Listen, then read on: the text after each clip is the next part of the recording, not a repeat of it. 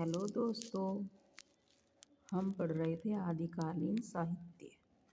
आदिकालीन साहित्य के अंतर्गत अब हम पढ़ते हैं भक्तिकालीन साहित्य। रचनाएं, रचनाकार एवं अन्य पक्ष। भक्ति काल का सर्वप्रथम उल्लेख किस ग्रंथ में मिलता है? तो भक्ति काल का सर्वप्रथम उल्लेख श्वेताश्वेतर उपनिषद में मिलता है। ईसवी सन में कितने वर्ष जोड़ने पर विक्रमी संवत बनता है?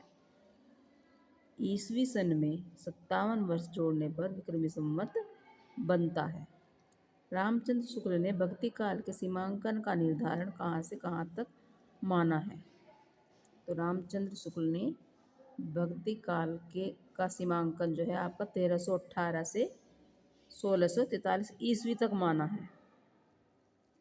सगुण भक्ति का मूल कहाँ माना जाता है? सगुण भक्ति का मूल दक्षिणी भारत में माना जाता है। निर्गुण भक्ति का आदि स्रोत कदाचित कौन सा उपनिषद माना जाता है? निर्गुण भक्ति का आदि स्रोत जो है आपका श्वेताश्वेतर उपनिषद माना जाता है। बीजक के संकलनकर्ता व संपादक कौन है? बीजक के संकलनकर्ता और संपादक धर्मदास हैं। बरवे नाई का भेद ग्रंथ के रचयिता कौन है? बरवे नाई का भेद के रचयिता रहीम हैं। मोहमुद्गर के रचनाकार कौन है? मोहमुद्गर के रचनाकार शंकराचार्य हैं।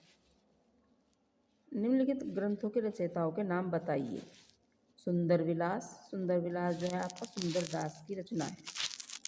आशा दीवार, ये गुरु नानक जी की रचना है।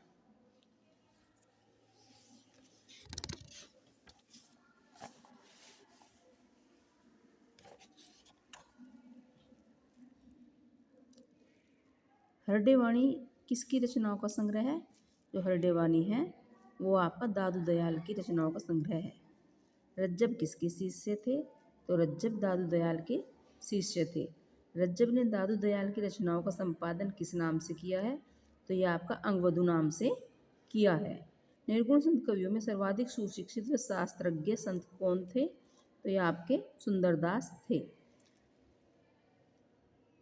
प्रबंध कवि की भावुकता का सबसे अधिक पता यह देखने से चल सकता है कि वह किसी आख्यान के अधिक मर्मस्पर्शी स्थलों को पहचान सका है या नहीं।